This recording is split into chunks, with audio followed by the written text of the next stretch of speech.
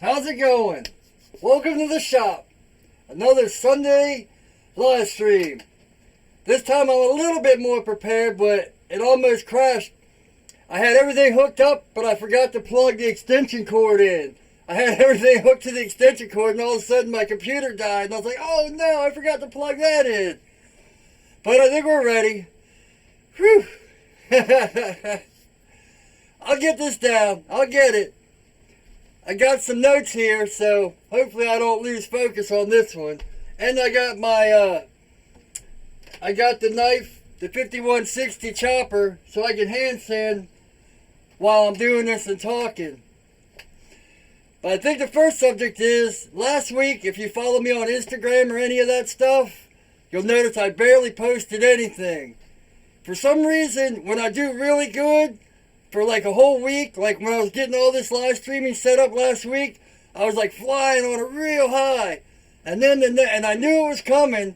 Didn't matter if I failed or if I succeeded.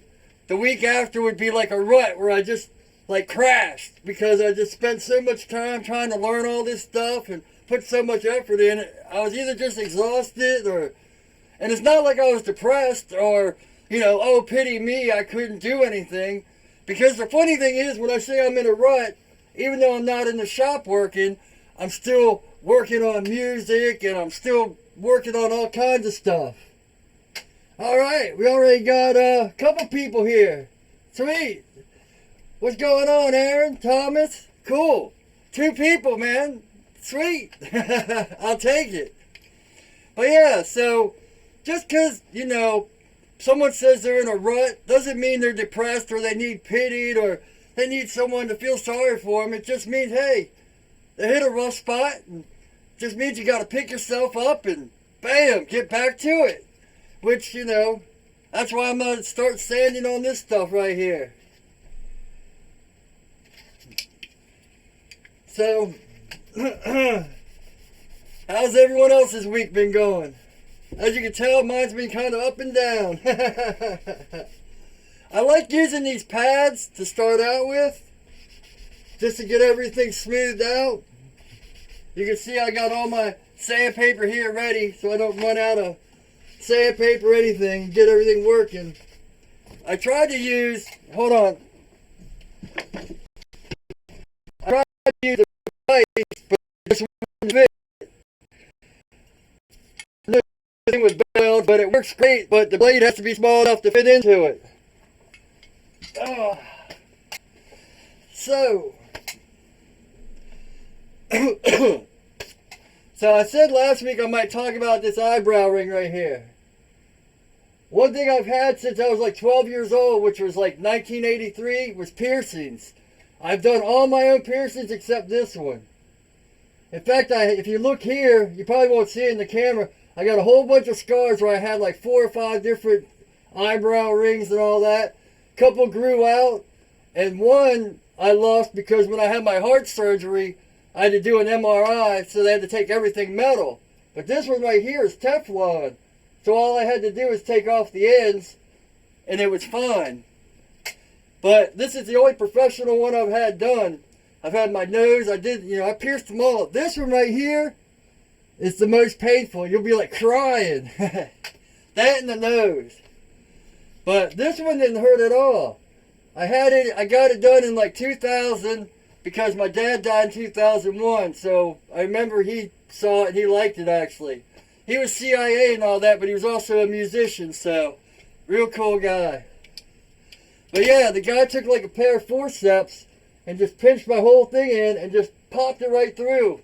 It healed almost instantly, and I've had it ever since.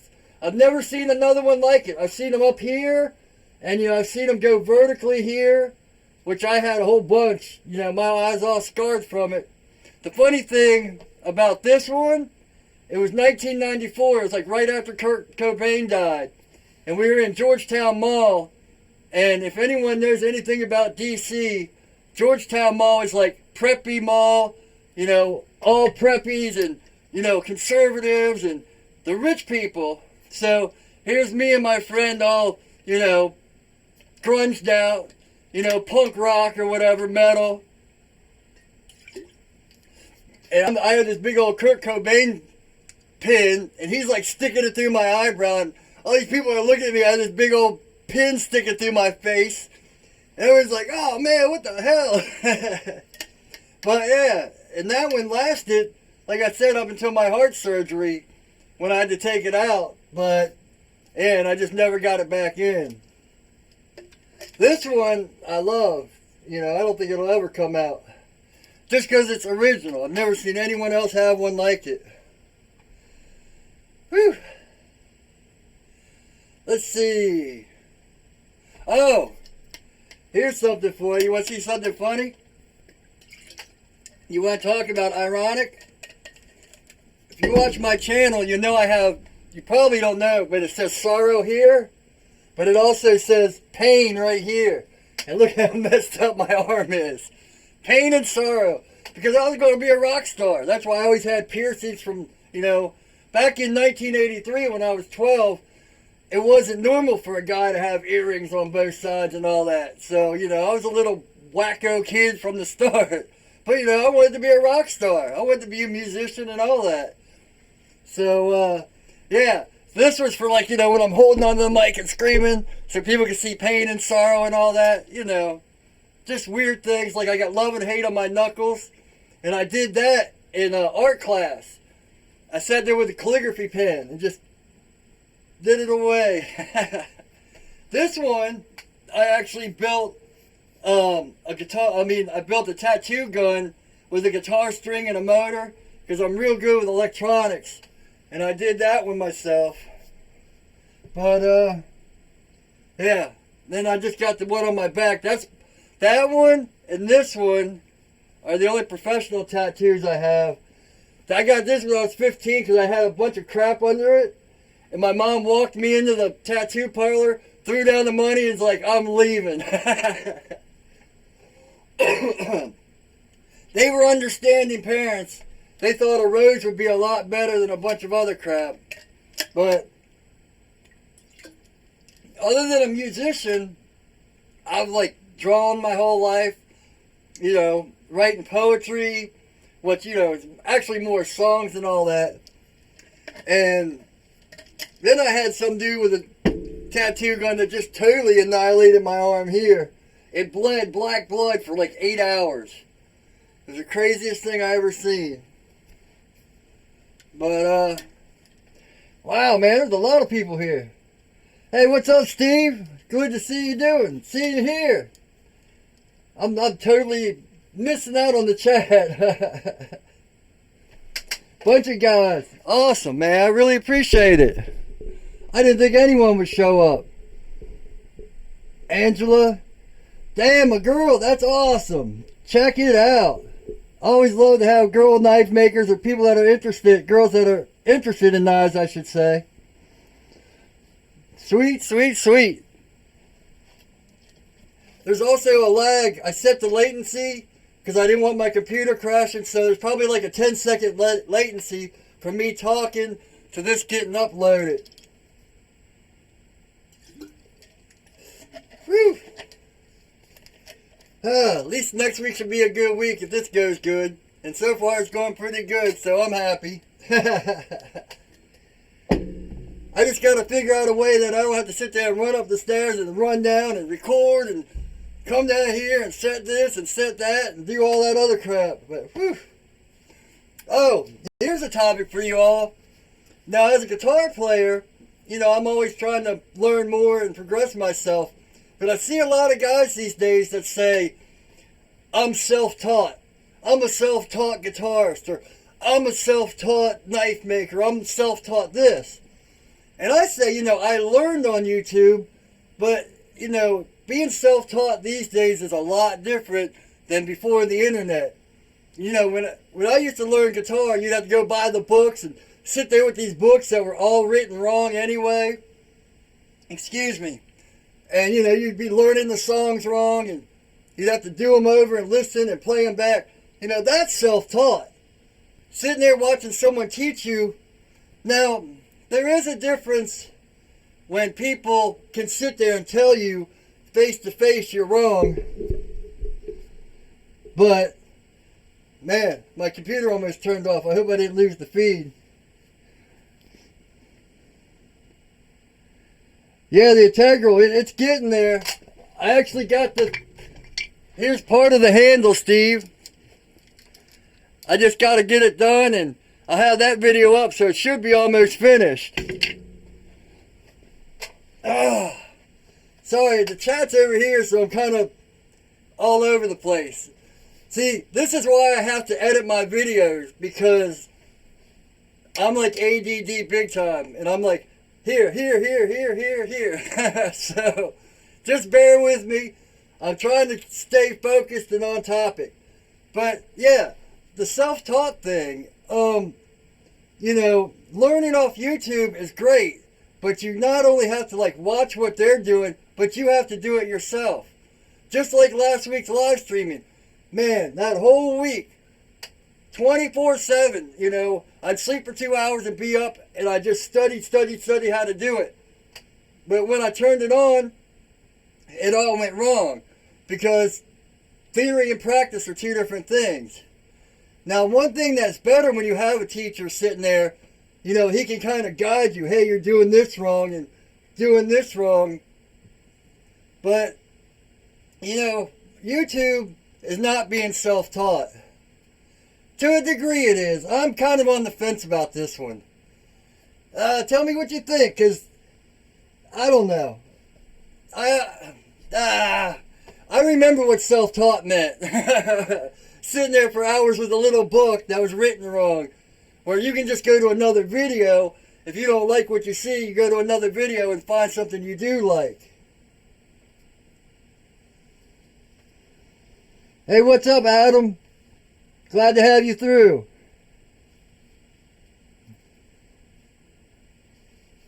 It's cool, man. Man, there's a lot of people here. I didn't think anyone would be here. Glad to see it. That's awesome, man. Right on, right on.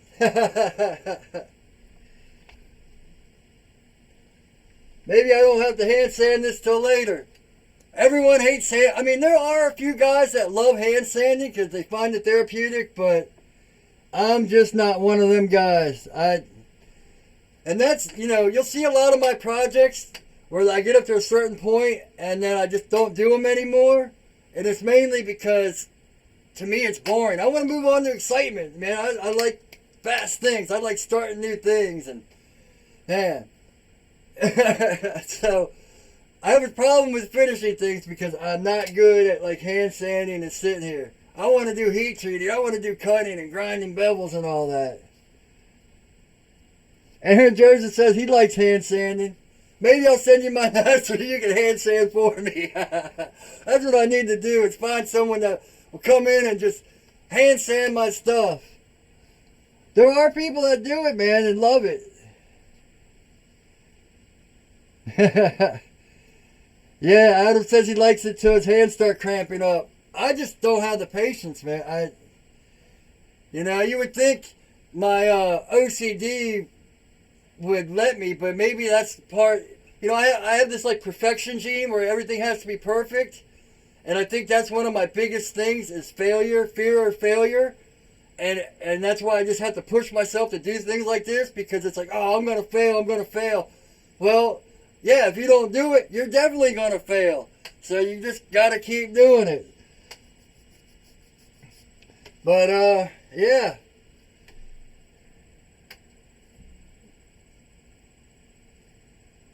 Oh, that's what I was saying. Because I was being a hypocrite. I wrote down live streaming and being a hypocrite. Because last week I was like, oh, I failed. I'm not doing this anymore. And I'm always telling people, yeah, you're going to fail, and go on. That's pretty funny. I forgot I wrote that. Last week and being a hypocrite. Oh, man. That's funny. Yeah, that's why I started writing things down, so I can remember all this stuff. Let me see who's on there. Man, if you guys haven't checked out Steve Miller Knives, Steve Miller, man, that dude has taught me a lot, you know. And Steve, I got those belts, those scallop belts. I don't know if I like them yet. I haven't used them enough to know if I like them, so let me put it that way. There is some things that you find better with them though, but I have to give it more of a try. You know, I'm an old man set in his ways.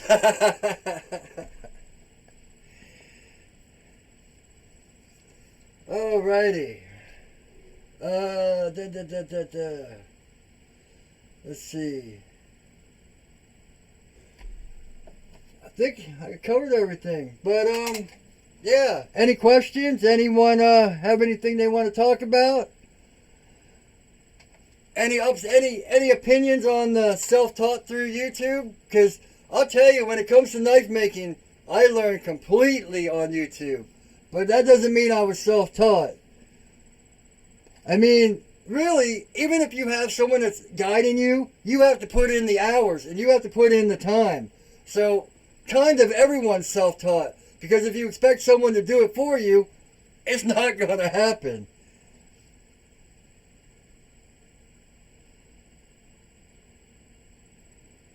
Oh man, I appreciate that, Aaron.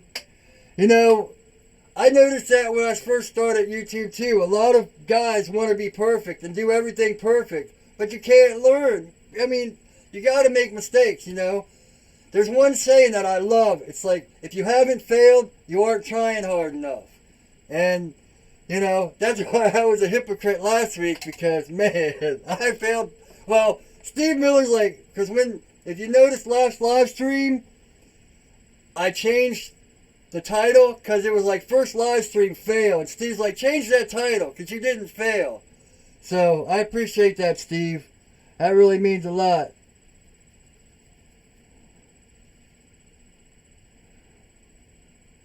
Yeah, or True Grit, Super Grit, USA Knife Maker. I also get my belts. I get all my belts from True Grit. It's just TRU Grit. Put True Grit abrasives. Yeah, they have a lot of good belts. There's a lot of, man, just put in like 2x72. I get some of my stuff on Amazon too, because you can get bulk, you know, and if you're a Prime member, it's there in 2 days, which is what I love about Amazon. So,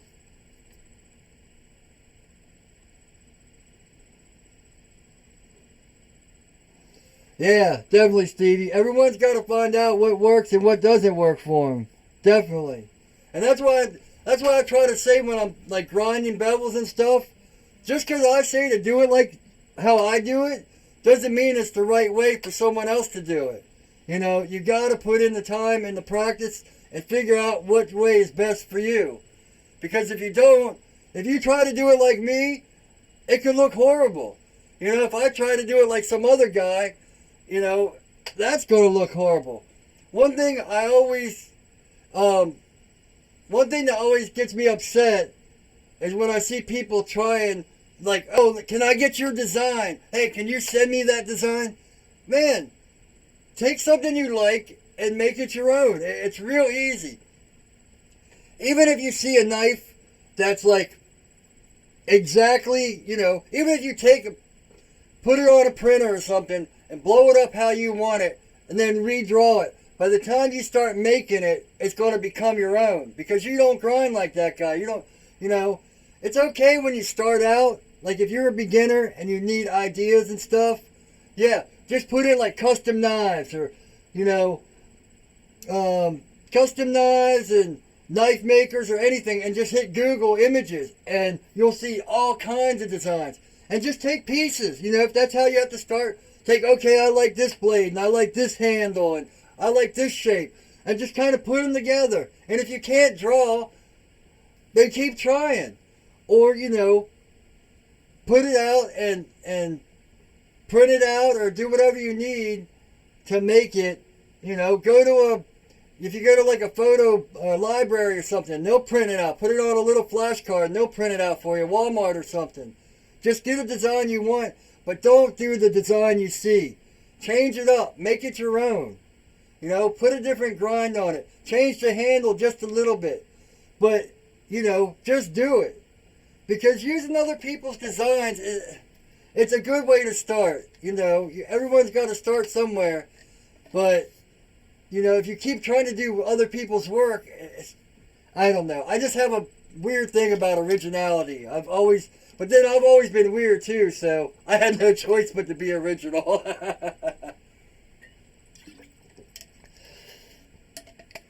Oh man, it's awesome to see all these people talking.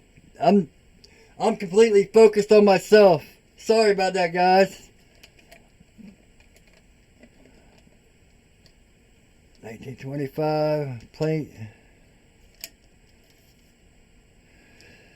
Got a big question. ABL. Temporary's first blade. Made it from, as we speak, wasn't able to get my hands on dry ice for Sub-Zero. Yeah. That's a big controversy, that whole, I use dry ice. You know where you can get dry ice? The grocery store. Go to like your local grocery store. Just Google in dry ice. They have it, most likely they'll have it at one of your local grocery stores. That's where I got it from. But you don't need it. Jeremy from Simple Little Lies, he'll even tell you, like, when you have the liquid nitrogen, it's so much better. And it is. It'll make your blade harder, and it will do certain things. But, that's if that's what you want out of it. And believe me, if I had the money, I'd go buy myself some liquid nitrogen too. But the flasks to hold the liquid nitrogen are like $300. Then every month you got to go fill up liquid nitrogen. And liquid nitrogen goes to negative 300, where dry ice goes to negative 100. So there is a little bit of difference there. But, even if you don't use it, and if you do use dry ice, you got to put some acetone in with it. You mix acetone and dry ice, and it makes it cooler. So,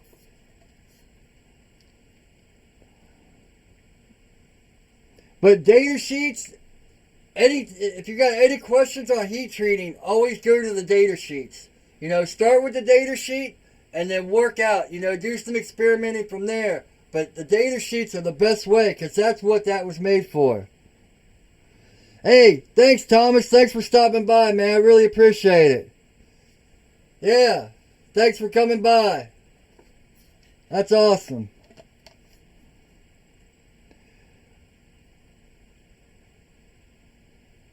So, let's see.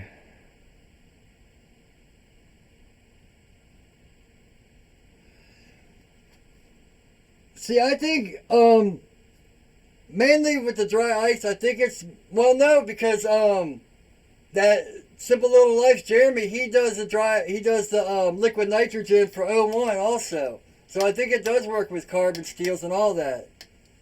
You just have to, when you get your steel, and you just put in like 1095 data sheets, the manufacturer that made that steel has how you heat treat it, how you soak it, every little thing. Or Alpha Knife Supply. Alpha Knife Supply has awesome instructions on how to do all that. Same with USA Knife Maker. They all have their own ways that they heat treat and all do that stuff.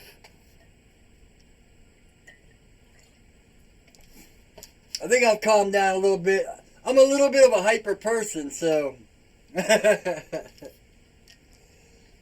I don't drink. I don't any of that stuff. Alcohol I despise, so maybe I should, though. Be a little bit calmer.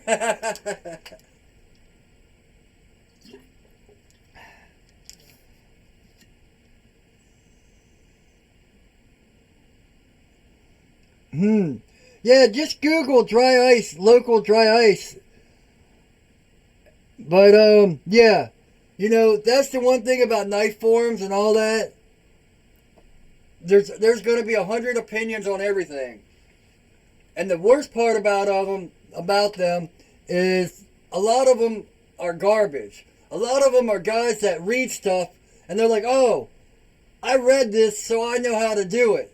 And they never even try it. But they've read so many forums and watched so many videos that they think they're experienced. So you got to watch out with forums and all that stuff. But, there is some really good advice too. Usually like the administrators, if you go on a forum, usually the administrators read what they have. And then do it. Experiment. That's why I started making videos. Because there was a lot of great videos out there, but there was also a lot of videos that I couldn't find. Like how to do swooping plunges. That was like my first stuff because no one had videos on how to do swooping plunges. And once I learned how to do them, it's like, oh man, I can do videos.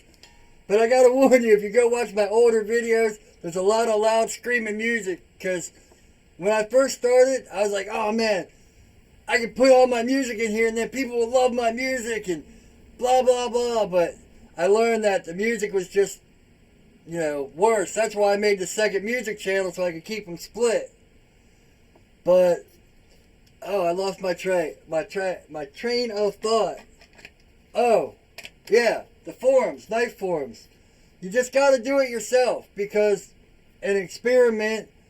But, yeah, take it all for a grain of salt. But usually what I try to do is when I find some consistency, like if you watch 5 or 6 videos and they're all saying basically the same thing with just a little bit of difference, that's what you go for. Or someone that you know is experienced and telling you right. But, look at Alex Steele. He was doing awesome blacksmithing, but now he's trying new things, and he fails at a lot of stuff, which, is why I think Alex started getting bigger. When he started, he was doing a video every day, live streaming all the time, and because when I started watching him like 2 years ago, he had like 10,000 views. Now he's up over 1 million because he just works and puts in the time, and man, I'll tell you what, start making videos. You get a whole new respect for YouTube when you start doing videos because editing and setting up, every time I'm here at the bench doing something, I have one setup. Then I got to break it all down and take it over the grinder and reset up and reshoot and make sure everything's right. And then after all that's done, you get all your shots good. Then you got to go upstairs and upload it all to the computer. Then you got to spend like 3 or 4 hours editing. Man, try to edit a video with more than one camera and like 2 or 3 audio files. Maybe I should do a video on how I do my knife making videos because, man, that takes hours. Editing is a job in itself, but you get better.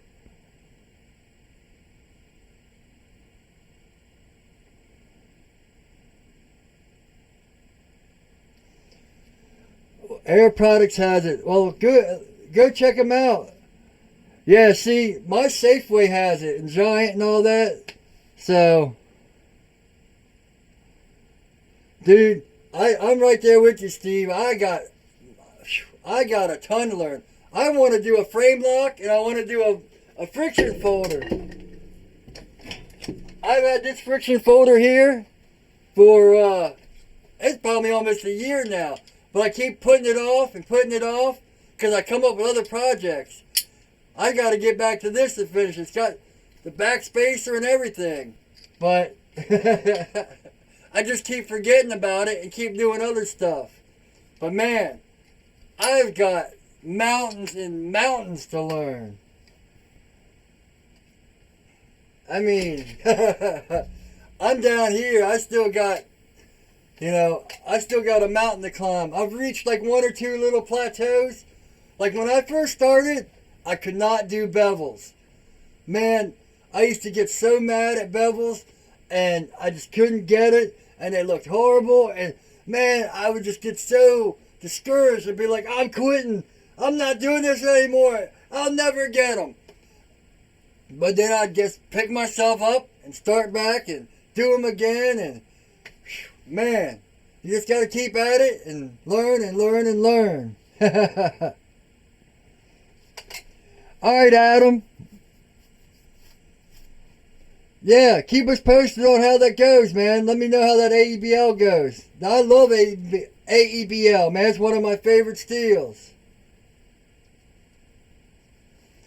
So, yeah, you just got to keep at it. Keep at it. But, wow, man, it's almost been a half an hour. So, I think for the second live stream, that's about it. Yeah. Man, from 1 to 2 was a whole different project. thanks everyone for coming by. I really appreciate it. Yeah. So, and if you're watching this on the rebroadcast, leave comments for next week, and I'll try to put some more ideas down, and we'll figure some stuff out, and maybe we can get this moving on, and maybe I'll get some other knife makers to, come in and talk, and all you guys can ask some more questions, and yeah, I really like this, man. I'm really starting to enjoy it. It gets really like at like 2:45, everything gets flustered, and I'm like, oh man, I'm not gonna make it. Then I just gotta tell myself, calm down. If you're a little bit late, because I got a really bad thing about being on time. That's one of my big OCDs, like being on time. But that's another rant. Thanks for watching. Man, please like, comment, and subscribe if you haven't. Thanks for showing up. Man, this was awesome. Man, makes me want to do it more. I think I'm going to have a great week. But then I'll be in a rut the week after. If you watch the beginning of this, it all makes sense. Alright. Thanks everybody. Really appreciate it. And as always, take it easy.